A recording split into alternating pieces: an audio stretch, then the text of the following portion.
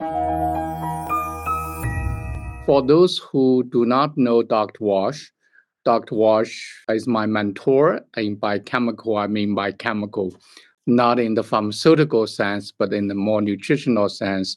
Medicine for mental health issues. I have been learning and following his teaching the last 15, even more years, helped a lot of patients who can get off medications, who can get more natural therapies, and so on and so forth, even for very, very challenging cases like autistic spectrum disorders. But Dr. Walsh never stopped advancing his research and his search for answers for mental illnesses. And he took on the most challenging topic, which is bipolar disorder. So here is his book, The Essence of Bipolar. And so today I'm very pleased to have opportunity to interview and talk with Dr. Walsh about his book, his thoughts, and how it will change the world. So let's get started. Dr. Walsh, it's so nice to see you. Yes, and I wanted to show you that this is something that arrived this week. Get our first copies, advanced copies of the book. Tell us what inspired you to write this book? What kind of personal, professional turning points that made this happen? I really wrote it out of frustration. Over the years, I'd worked with between 30 and 40,000 patients, and I had seen more than 1,500 people diagnosed with bipolar disorder. And like everyone, all the doctors, whether they're mainstream or even doing our kind of functional medicine kind of thing, it's very difficult to help these people. And what bothered me the most of all was there are so many mysteries related to it. Nobody at the time I began, no one knew what the cause was. No one had any idea why it would appear. Usually the median age of onset was 25 years. And another question is, why does it almost never go away once the disease comes? No matter what the aggressive treatments are, it doesn't go away. Why the mysterious cycling or switching between mania and depression? And even up until the last few years, no one has had a plausible or a solid explanation for that, and it's so unique.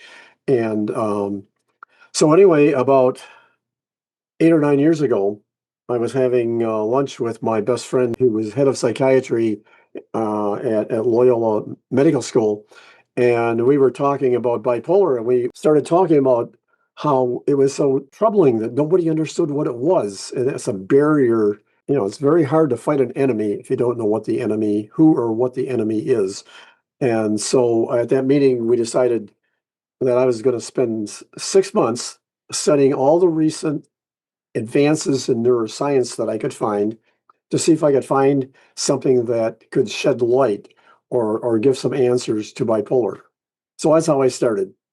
And when I started doing this, I found there was extraordinary advances had been made in neuroscience, also genetics and epigenetics, and it just got more and more complex, but more and more exciting.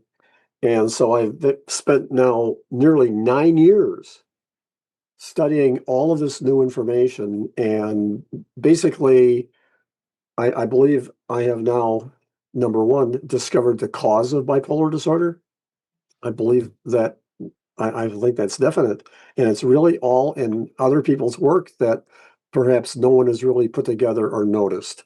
And from that guided me to explanation for the switching between mania and depression. I was able to, having that original important piece of information, namely knowing that the genetic predisposition happens to be genetic weakness in the team of more than 400 ion channel genes. Wow. The ion channel genes that are embedded in our brain neurons, and they orchestrate neurotransmissions and action potentials and really the function of the brain. And that quite clearly is what is the predisposition. what the really surprising result was, I did a unique analysis of genetic data. And I don't know why the hundreds of others haven't done this, but basically it was clear to me that one of the major striking aspects of bipolar disorder is oxidative assault and DNA damage. So I did an analysis to evaluate whether bipolar was actually an epigenetic, I call it a DNA damage illness, and where you have an initial genetic predisposition, but that's not enough for the illness to develop. I mean, it almost never comes in childhood or early adolescence. I had this feeling that it seemed pretty clear that it had to do with additional mutations, you might say, DNA damage and an accumulation gradually over time as people age. And then finally, you get to the point where you magnify the initial genetic predispositions, and that's when the disease develops.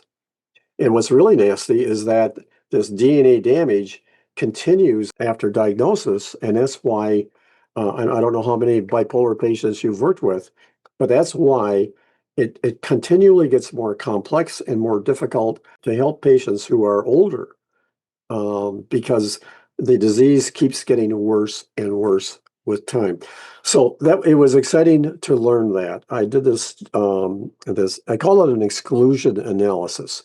There up until recently there were they've done GWAS studies. In other words, these are the consortium throughout the world of really thousands of neuroscientists and others and geneticists who have been trying to find and identify genetic variants or pro-bipolar genes.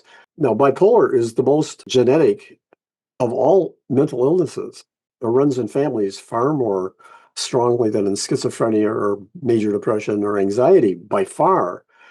And the big surprise earlier was after 30 years of really careful, solid genetic studies, no one could find even one gene that was associated with it.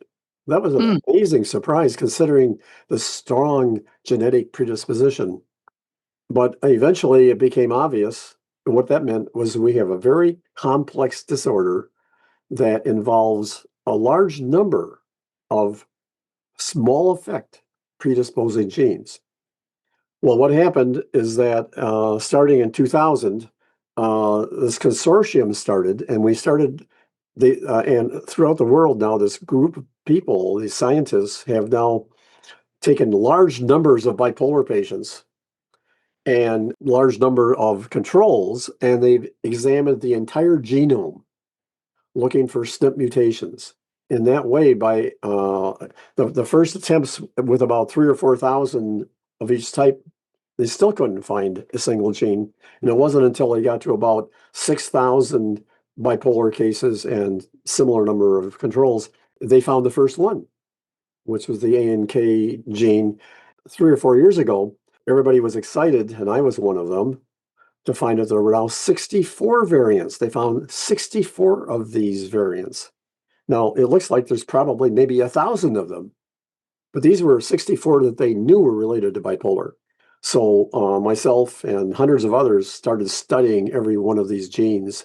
The problem with everyone else's analysis is they didn't seem to realize that some of the genetic predisposition has to do with DNA repair. We have more than 260 DNA repair genes. If they're mutated and not functioning well, that would definitely predispose to bipolar disorder. Similarly, we have more than 60 genes that protect us against oxidative stress, like glutathione peroxidase and 60 others. And some people have weakness in that genetic system. And so I felt that the way that this is obscuring the search for true bipolar genes. So I did an exclusion analysis. I excluded all of the gene variants that were cancer genes, for example, or fatty acid damage genes. My hope was that this would then leave me with genes that were actually associated with bipolar disorder. So that was my exclusion analysis. This is chapter 8 of my book. And the results, I don't know whether we've sent you the results yet, but the results showed that the first surprise was that 75% of the genes were DNA damage genes. Well, 2/3 of them were famous cancer genes. And so stripping all of that away, I was left with 15 genes. And nearly every one of them is an ion channel gene. And so that very, very strong evidence that the perhaps the major cause of bipolar is weakness in this family of ion channel genes. That was the beginning. Okay, it's a lot of information for our audience. If we translate that into a plain English, let me see if I got you. First of all, there's a strong, probably the strongest genetic predisposition with bipolar disorders because so strong family history involved. Yes. Therefore, we assume there must be genetic things involved. After all these years, study, and exclude all the smokes and that might be involved with this bipolar disorder, Dr. Walsh identified about 15 genetic variants, which happen to all involved with iron channel function. And that seemed to be the single family of the genetic variants involved with bipolar disorder. Am I right on this? That's a good summary. And the next part was that, well, how about the fact that 75% of bipolar genes are cancer genes and DNA damage genes? What I found was that the predisposition for bipolar, the cause of bipolar, are two factors that are coincident. Weakness in the family of these ion channel genes that orchestrate neurotransmission and accelerated DNA damage, very rapid accelerated DNA damage. And so to test that, if that's really the case, if the bipolar population, which by the way is 70 million people worldwide, I guess, if that's true, then these people should have problems with their entire DNA and their entire body being assaulted more. And you would expect a higher incidence of cancer, heart disease, kidney damage, immune function. So then I found that there actually was very strong data on that, and it's true. The bipolar population has more than double the likelihood of dying of heart disease, has elevated cancer rates, almost every malady you can think of, including immune function. The population has terrible health, regular health, and early death. Accelerated DNA damage, well, that's why we age, is the people have DNA damage. Well, for them, it's accelerated. The life expectancy for bipolars, 67 years compared to 69. So these poor people not only have to cope with the terrible problems of mania and depression, they also they have poor general health and early death. And it's maybe not a surprise why so many of them attempt suicide. Well, this is an amazing discovery for two reasons. One is to show what really causes mental illnesses also make people more vulnerable to have physical problems because they have the similar biochemical or genetic, predispositions. On the other hand, it also gives us some hope. If we really hung on antioxidative stress treatments, we might relieve or even prevent to a certain degree the bipolar disorder. And the same thing with the cancer, diabetes, or Yes, other heart disease. Am I right on this? you are exactly right. And at the end of the book, I have to speak to this. And basically, what's happening is that the advances in genetics are so rapid that we are within 10 or 20 years, we're going to be able to take a newborn baby or a very young child and do a complete scan, not the little scans that people are doing now, but the entire genome and also the epigenome. I'm sure this is going to be a standard, relatively inexpensive thing to do, be able to take a newborn child and find out what their vulnerabilities are. In the case of bipolar, I'm sure they'll be able to identify people with extraordinary risk for bipolar because they'll have the ion channel weaknesses and the accelerated DNA damage. Median age for onset is 25 years. Think of that window of time, 25 years, to do advanced or really powerful antioxidant therapy. And that has a great chance of preventing bipolar. I really believe that bipolar disorder may fade away from society once we get this capability. We can identify people, young people who are very likely to develop bipolar.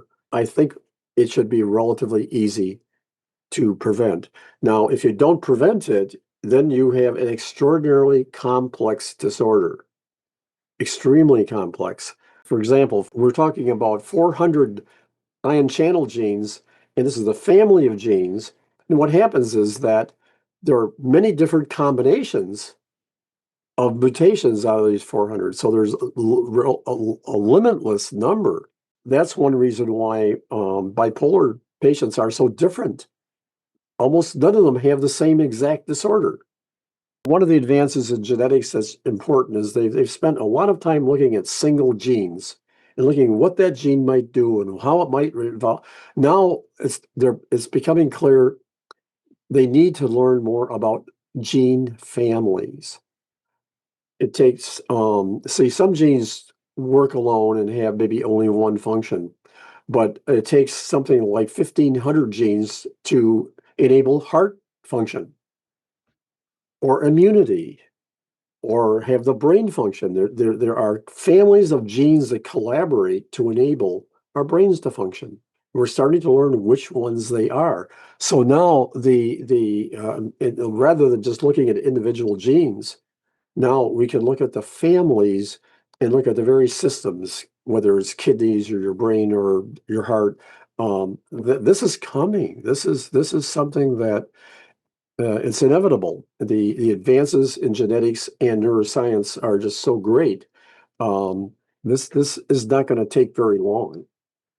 I think 10 or 20 years. Yeah, that's great news, actually. My clinical experience really kind of supported the idea because recently I have used hydrogen molecular therapy for bipolar patients and also exosome therapy, the stem cell derived exosome therapy.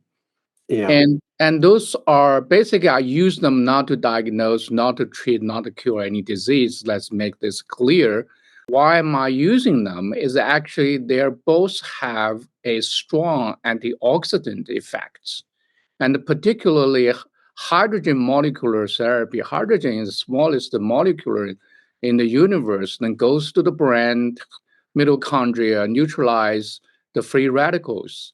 I consider that the most powerful antioxidant. Imagine if we can identify the people with bipolar gene variations or genetic predispositions and start them from the very young age up to 25, we might be able to prevent or significantly reduce the possibility they become bipolar. I think we will. And in looking at all of the recent data on bipolar, looking at the DNA damage, it's one nice thing is we now have lab tests that can identify the rate of DNA damage. And the reason is that your DNA is 4 nucleotides, but the most vulnerable one is guanine. And the reason it's guanine is because guanine has the highest charge. So when your DNA gets damaged, it forms abnormal guanine compounds. Well, we have 25 trillion DNAs in our body. The damaged guanine shows up in our bloodstream and in our urine. So now there are lab tests that can identify the rate at which your DNA is being attacked. And so that's a clinical tool we have. The lab results that we found, looking at all the various bipolar studies, they're more and more and more interest in the extraordinary oxidative overload. And they're finding also which DNA repair systems aren't working. But what struck me was that up until recently, I thought we were doing a wonderful job of glutathione, catalase, zinc, and all the various antioxidants we had. And there are people with really outstandingly good ones. But the biggest problem was not them. Those antioxidants don't even touch the really severe damage that's seen in bipolar, and that is the superoxide family of oxidative assault. So it's superoxide, and even more important than superoxide, it's the hydroxyl and the ONOO radicals that appear because of reactions with superoxide. And that's what they're finding now in serious cases, and that's what the major and the problem is that the superoxide and the ONO and the hydroxyl, they're not touched by glutathione. They're not touched by zinc. So that's why one has to do a dismutase to do this really well. Now we have dismutases that we have 3 dismutase genes that are supposed to regulate that and protect us. Well, many people don't have that functioning well. And so I was able to identify specifically which antioxidants would be the best. And unfortunately, there are some of them that are not yet available, but they will be rather soon. We already are quite good in helping bipolar people. I'm sure you've had good success. And even though we had 1,500 patients, and I was not satisfied with how much better they got, most of them said that we helped them. I believe that maybe the greatest help we gave them were the antioxidants we gave them, because the brain doesn't function that well if you have high oxidative stress or inflammation. We can fix that right away. And almost any patient who has bipolar, no matter what their age is, we can do something good for them, even though they might be already well into the disease. We can help them somewhat by simply eliminating some of the brain inflammation and brain oxidative assault. But maybe best of all, we stop the deterioration. We're able to stop the additional DNA damage and gradual worsening and complexity of the disorder. So we can help everyone. And you're right in pointing out antioxidants. That is, we are not able to do CRISPR or gene editing to fix the genes. And the reason is there's a multitude of different combinations of these genes that are causing a problem, and it's just not going to happen. CRISPR and gene editing works great if you've got one gene or a few genes that are misbehaving, but not when you've got possibly 10,000 different versions. And also, we would like to improve. I'm looking at therapies that might improve the genetic antioxidants that we get, the 63 genes that do that. But that doesn't look very promising either. It looks like what's really, really promising is we can prevent the condition by early targeted antioxidant therapy, some of which does not exist yet, but it will exist soon. So I think this is we're entering very critical piece of time and information here. Now, could you explain to our audience why those regular antioxidants were not enough, not being able to touch in bipolar patients, and whether or not hydrogen or exosome will be able to accomplish that, besides the one that you were talking about? Yes, it was a big disappointment. Now, superoxide was not discovered until 1963, and it took a few decades to realize how the superoxide anti-oxidative assaults are so striking and more powerful and more dangerous. But it's very clear they don't have the ability to rectify the superoxide anti-oxidative assaults. That's now scientifically well established. So the number one way would be to have dismutases, which are now under development. The problem with the one, you can actually buy them now in health food stores. You can buy 2 of the 3 dismutases that are supposed to be genetically there. The problem is very difficult to get them absorbed into the bloodstream, and they have a very short half-life.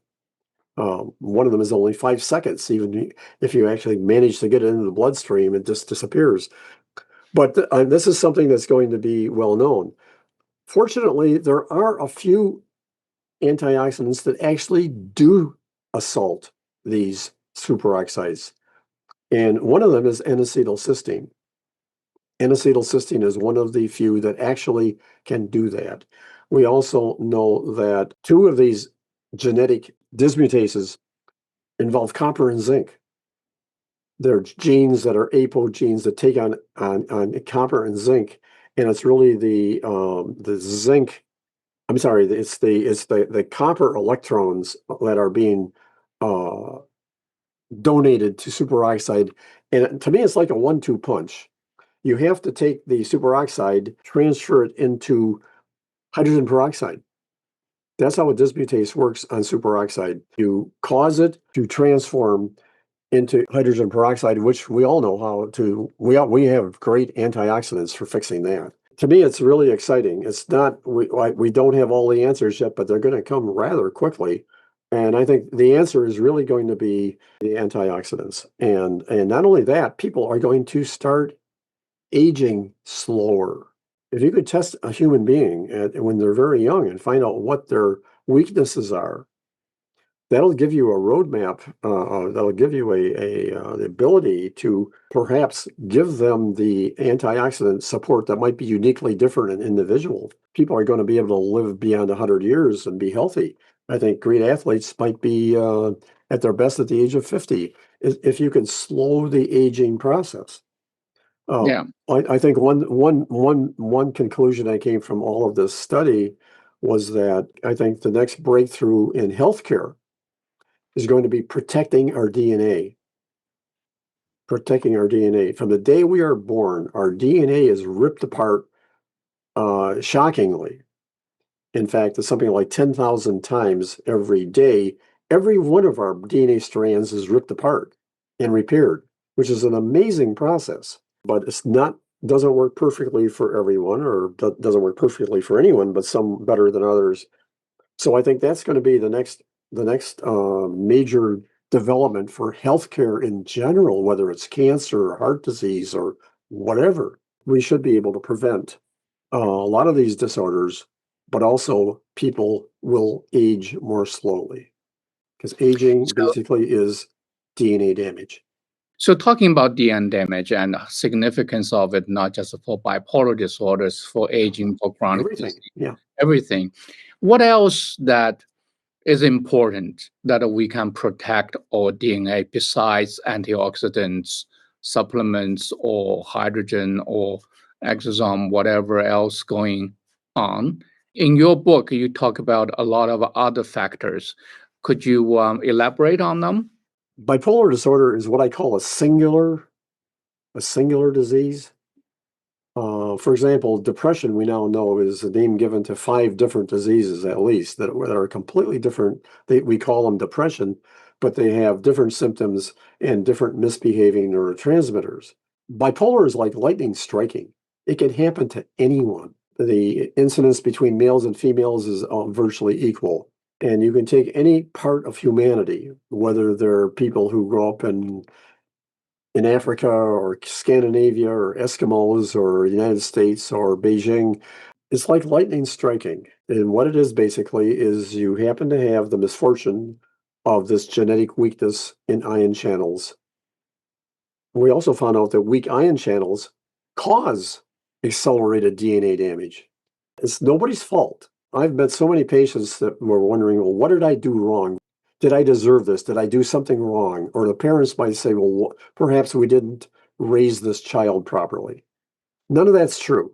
It's like lightning striking. If their genetics have these 2 factors, it's likely to happen. So one thing we can do, if they know they have this issue, they can avoid high oxidative stress occupations. That would help a lot. They can also have a diet that might provide more antioxidants. So there is a lot that people can do. You're not going to be able to, I don't think we're going to be able to fix the ions, or we're going to fix the gene expressions that are wrong. We can stop this disease in its tracks as it's developing with advanced antioxidants. Can I make a couple of comments here? Number one, you were saying that bipolar disorder is a singular disease, Yes. almost like we're ready to call it bipolar disease rather than disorders. And the difference Yes. is disease we know exactly the cause and the course of the disease and the outcome of disease, like we know about tuberculosis. But everything else, most of the medical conditions, we can only call them disorders because just like a major depressive disorders, there's number, it has 5 different kinds. But I found that recently, or in the last maybe 10 or 20 years, the bipolar disorder probably be a little bit overdiagnosed Yes. and the kind of a become spectrum of disease. I feel like what you're talking about is what I call the real biological bipolar, not those being expanded or, I don't know, because when I started psychiatry, everybody is schizophrenia, and now everybody is bipolar. I feel like, well, there's a basket now people threw things into so they can use, mood stabilizers or everything, but of course, it doesn't matter. Everything is used for everything now, drug But wise. you are right. First of all, it's a very difficult diagnosis, and people are being overdiagnosed. I've had many patients who had the exact same symptoms in chemistry as a schizophrenic, and one of them might be called schizophrenic, the other one might be called bipolar. But even worse than that, there are now millions of children who might be under the age of 12 who are diagnosed with bipolar disorder. Well, the median age of onset is age 25. I mean, what they're really doing is how can you have confidence in a diagnosis based on a prediction of striking problems many years later? But still, that's what's happening. So many people diagnosed with bipolar do not have it. But there is such a disease. There actually is this specific, very terrible disease. There's also what they call rapid cycle bipolar. You probably have encountered that.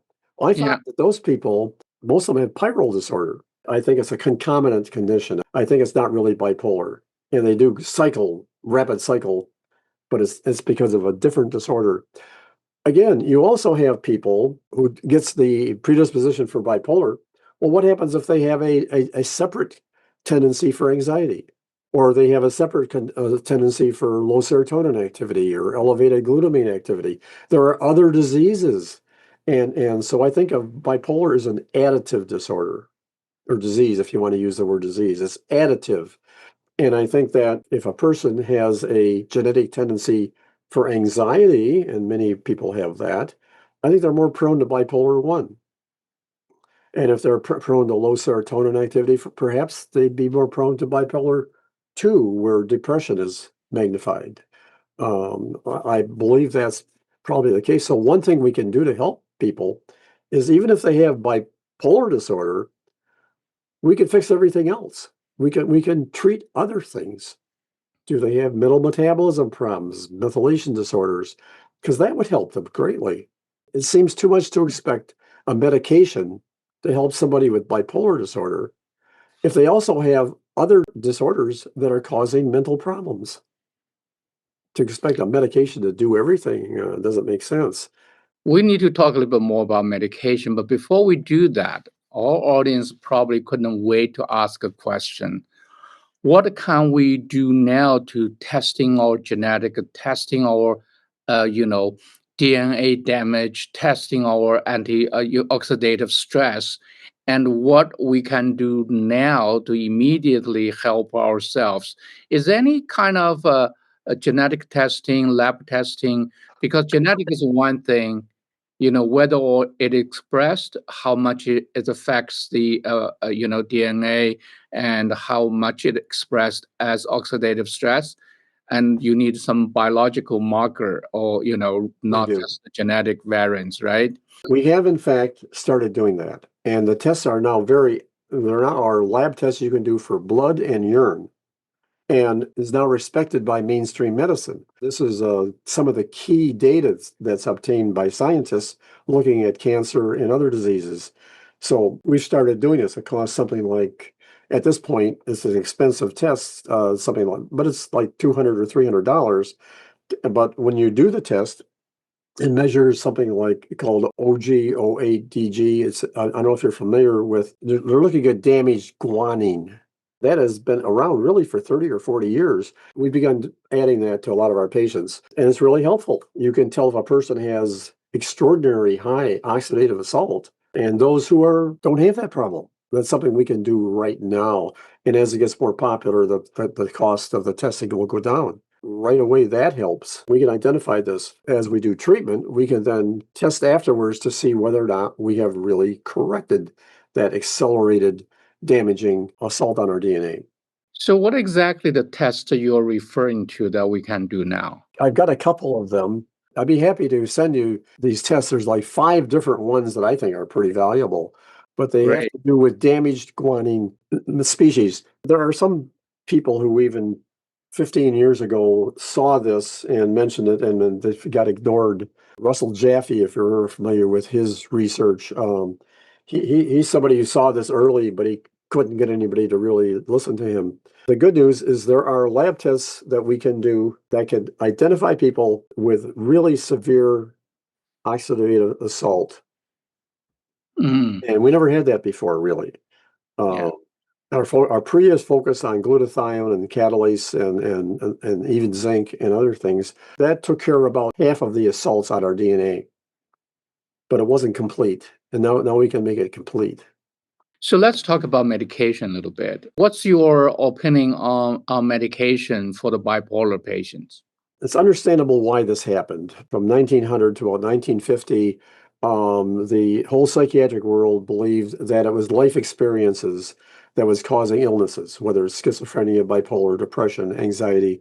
And it was right at that time they started doing genetic studies like twin studies and identical twins. And they learned that the number one cause of mental illnesses was not life experiences, but was actually had to do with the neurotransmitters and the functioning of the brain and genetic abnormalities. People would inherit this tendency.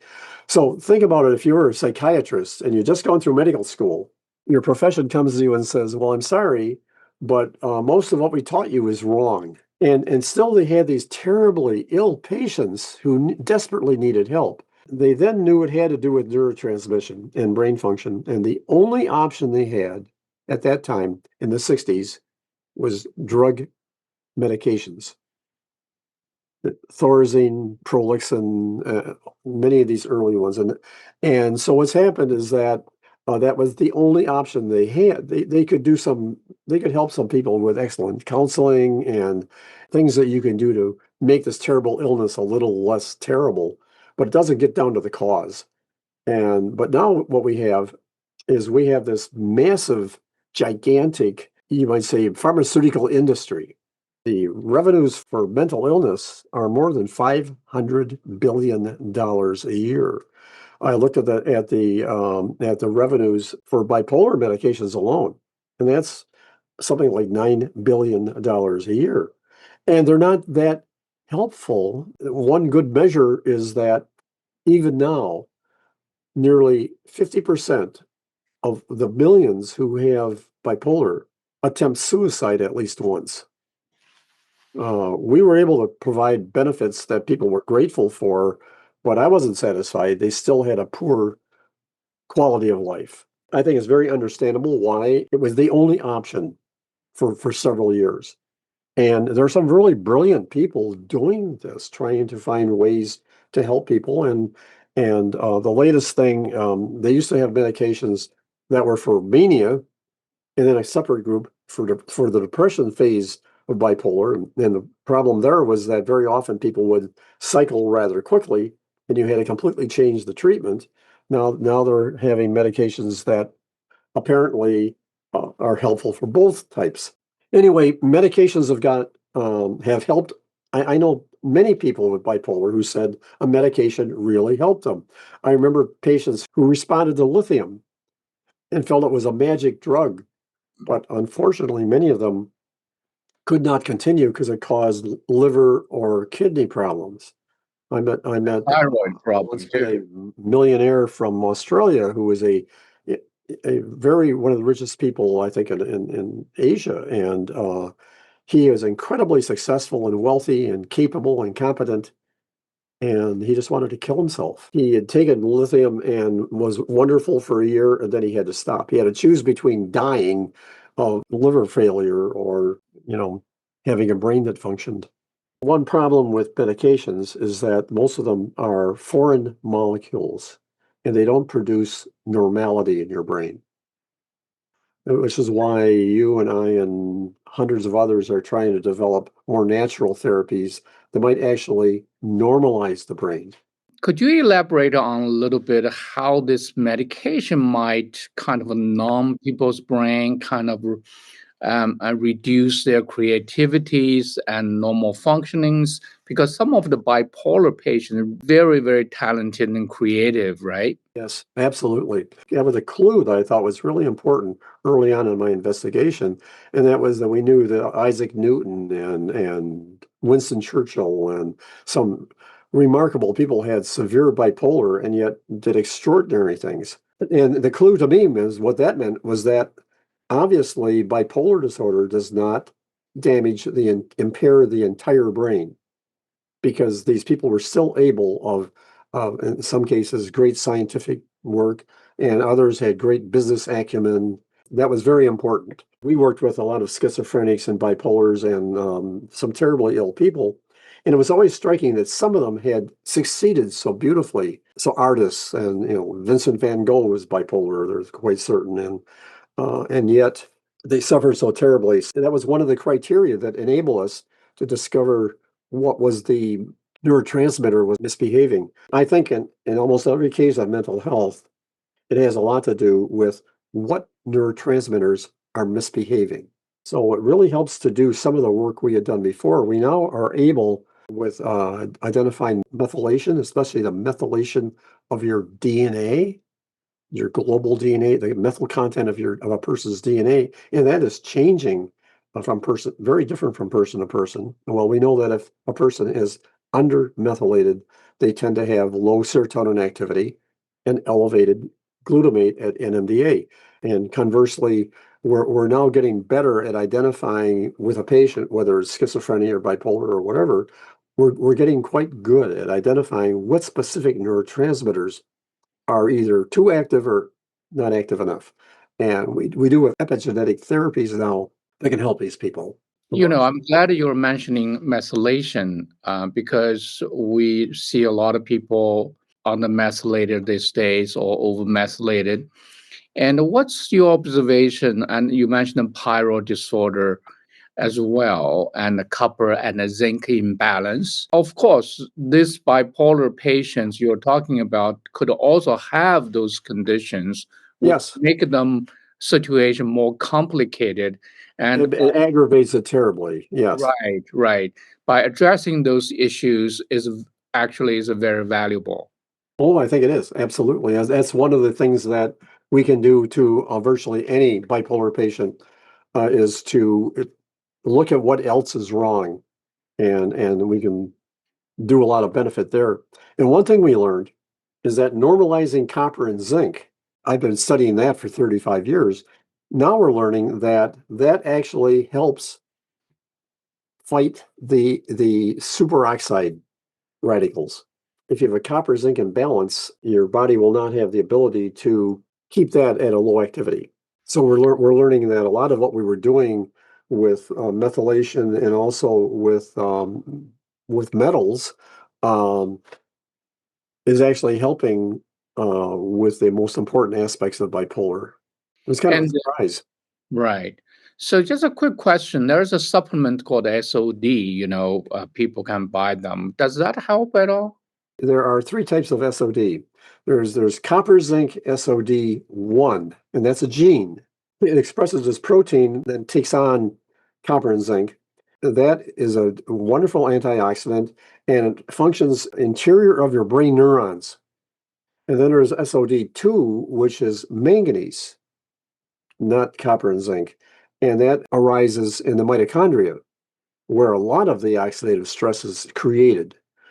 And then the third one which is copper zinc SOD3, it's the name of the third gene, affords protection outside the neurons. So it's really beautiful. The three different SODs, they basically affect all of the important area of the brain. Now, the most common one that's commercial now is the copper zinc SOD1. You can also purchase the copper zinc SOD3. In the United States, at least, they're not allowed. It's illegal to produce manganese SOD, even though that's probably the most important of the three. Now, people are taking this, but it's the problem is, again, I mentioned very very difficult to get it into the bloodstream, and it also has a very short half-life. Is any IV infusion forms or for that? They're doing that. Yeah, there's a lot of research on that, and people are beginning to realize how important that could be. I think this is going to be a really major feature of nutrient therapy is going to be finding ways to get efficient SOD capability. What does all your discovery mean about the future of mental health? And how do we integrate what you have discovered with what we are actually doing for bipolar patients or mental health patients in general? I believe it's going to be a revolution. I think we've already started to some degree. And what's completely new is the combination of genetic studies and the epigenetics and the genetics and of course the neuroscience. And what we're going to be able to do is take a newborn child or a young person and find out exactly what their vulnerabilities are. I mean, we all have vulnerabilities. A person might be very healthy, except maybe they have poor kidney function or liver function, or maybe they are prone to a mental illness or cancer or, specific things. That's going to be known. We're going to be able to identify the major. Wouldn't it be nice to take a child who's prone to autism and know that by the time they're 3 days old? Or wouldn't it be nice to know someone who's prone to breast cancer? If this woman knew that, we have treatments that can prevent that. And so I think what's really exciting is that uh, there are going to be new corporations, believe me, that are going to offer this to people. It's going to take a lot of great research and a lot of AI, I think, to put all of this together. But it's coming soon, and no one seems to talk about that. I'm sure that's going to it's going to happen, and I'm looking forward to it. Right. But it has ethical problems. It definitely has ethical problems. A parent could think, well, maybe I've got this. Looks like my child could be a super athlete, and they might tend to alter a child's development in life. The parents could possibly try to make them something they might not otherwise be. But I think if it focuses on illnesses and disorders, that would be beautiful. But there will be people who are very concerned about the ethics of sort of changing humanity, because that will be our capability rather soon. This is a great place to talk about something. We have been focusing on chemistry, right? Biochemical imbalance. And Yes, apparently, biochemical imbalance we're talking about here is far more complicated than just superficially tell people you have a biochemical imbalance, here's the medication for you. But however, human beings are far more complicated than that, right? absolutely. And we have a body parts, I call it anatomy. We have a chemistry we've been talking about. And also there was an energetic aspects. I found that in your book you talked about energy. And Yeah, I would like you to elaborate on that a little bit about energy, because if you look at their cycling of a mood is an energy, a form of energy, and then the cycling of sleep is a form of energy. And so can you elaborate on that a little bit? well, there's great individuality in human beings, and some people are born with great energy, and it has a lot to do with mitochondrial function, but also the complexity of a human being. The one thing I like to and have been studying lately is individual cell lines. There are about 200 major cell lines in a human being. Skin, heart tissue, neurons, your eyeballs. I mean, there are major cell lines, and to me, they're like different universes. And during the 9 months of pregnancy and gestation, the epigenetics together with their basic DNA, defines them. And it defines whether they're going to be energetic or whether they're going to be competitive, or it has so much to do with personality. But the complexity is so incredibly great that every human being is quite different. What we've done is we've found some of these imbalances that afflict a lot of people. For example, we are really good at helping most people, most children, and even adults with behavior disorders. There are so many children who are born with oppositional defiance and anger problems. We were, I guess, fortunate to identify that that had a lot to do with a number of nutritional imbalances, and we can usually correct that in a child quite nicely. But then there are other conditions that are just far more complex. But yes, I think that the energetics of a human being and how and also the speed with which you can use the energy and the brain function that can guide you to making quick decisions and going the right direction. That's a whole different field. Yeah. I'm not an expert in that field, but that is a completely different, very interesting field. Yes, I have some experience in that area. Number one, I practice acupuncture Chinese medicine, which is really about the human energetic balance or imbalance. And actually, bipolar is interesting. If you look at the Chinese medicine, yin and the yang, that symbol, you see how the yin and the yang kind of are changing over time in cycle, and that in a balanced way, almost like when you are in good mood or high mood or lower mood or activity or inactivity, that's a natural cycling, almost like bipolar has exaggerated kind of out of balance cycling from like a day and a night, And also I feel like acupuncture can really contribute to the balance of energy part. Another things I've been working with another wonderful psychiatrist, Dr. Hassan Asif, and he specializes in analyzing quantitative EEG and looking at the brain electrophysiology and normalizing the imbalance there. It's almost like we have a parallel of biochemical imbalance and energetic or electrophysiological imbalance. And they're kind of affecting each other. When we address both of them, and it works the best. Most of the body is actually electrical, and our cells basically function because of electrical differences in the brain too. So it's been neglected a lot. That's a completely different area and extremely important. In your book, I found it interesting. You also mentioned something about the purpose and the meaning and the spiritual well-being, which falls very interesting because of our ACEs model of health and medicine, which I want you to comment on a little bit more later, as the soul is another dimension in addition to the anatomy and the chemistry and the energy.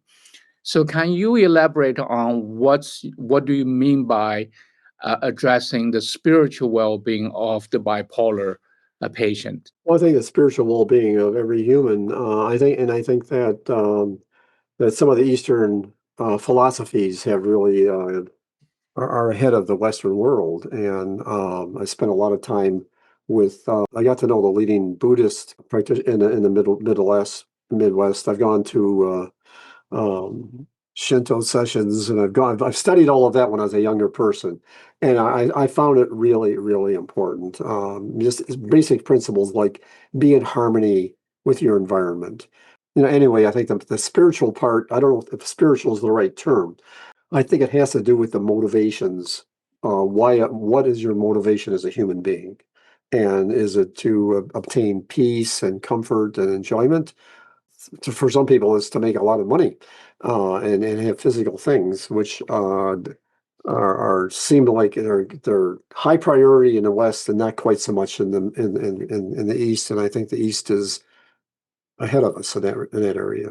But the most interesting thing to me was in part of my book, I was talking about where did the DNA come from? Every living being has DNA, whether it's a plant or an animal or a mosquito or a human being. and these very special, unique molecules with these four nucleotides. How did the first one get on Earth? I mean, I think that's really interesting. The Earth was molten, a hot mess 4.5 billion years ago, and there was no DNA on Earth. But then we know that 700 million years later, there was DNA. We have evidence of that. So how did the DNA molecules are so complex? How did that happen? So it's been causing a lot of people consternation now that we know more and more about DNA with its 6 billion nucleotides and all the extraordinary complexity. How did that happen? And so people are now still not sure whether it might be extraterrestrial things that come in from meteors, or it's really interesting. But I think that gets you down to you might say the spiritual part of it. Yeah, We like other living beings, our entities are DNA. Without DNA, we wouldn't exist. So the question is, where did this happen? Now, the Western world thinks of the Big Bang and all of that. The Eastern world, I think, is a little bit more, I don't know, they talk about payas and things that cycle. And anyway, I don't know if that's what you were thinking about, but the spirituality is important to each human being. I've met some people who were very poor and didn't have much physically, and that were extraordinarily happy and loving and caring and had a beautiful life. And someone else might look at them and say, well, they didn't really have anything, have much, but they did. They were able, regardless of their environment and what their advantages or disadvantages were, to have just a remarkably good life. Um, Now we're talking about health, I think. Part of this, of course, is to have the best possible health. So that's really what you and I and our colleagues are all looking at, is trying to find ways to make us healthier.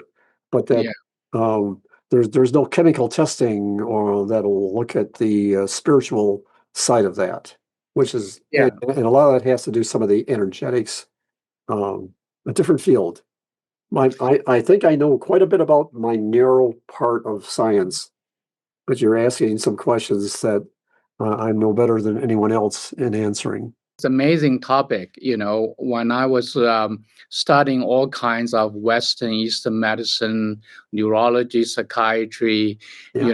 and I feel like, you know, I began to come to this common sense model of medicine, and I call it ACEs model, because we say human being is made of or living these four dimensions. One is the body parts, the structure parts.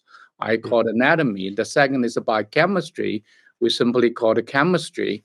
And then we have a electrophysiology and life force, vital forces we call energy. But fundamentally, we have a soul and we're a spiritual being. And sometimes I think the first three is almost like a car, and the human being is like the driver of the car. I feel like the soul is really important because we may not see it, but it manifests in our thoughts, feelings, behaviors, relationships, and consequently, and lifestyles consequently affects our biochemistry, our energy, and our even physical appearance. So I feel like these four dimensions are interrelated and interdependent almost. I really want you to comment on that. I think we should continue to explore that. And I think philosophers and others have been trying to explore more and more deeply. However, we have what I call species limits.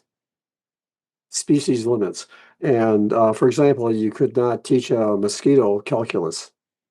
And you could probably not take your pet cat and have it learn about the general relativity theory. And we humans too have limits. And there are some, there are some questions for which we can't comprehend the answer, whether it be yes or no. For example, did the universe ever have a beginning? I mean, was there a big bang? But if there was a big bang, what existed 20 years before that. We can ask questions and we can guess, but I don't think we really have the ability to comprehend the reality of the universe. Maybe in a few million years, we'll advance and be able to do that. Yeah. Anyway, so how can the whole person frameworks, like what we mentioned, addressing the four dimensions, can reimagine mental health treatment? Well, we just have to do the best we can. I think the humanity has been advancing slowly, gradually, and it's getting, I think, even more exponentially improving, and it's very exciting. But I think it's a very, very long distance to go to get to the ultimate truths.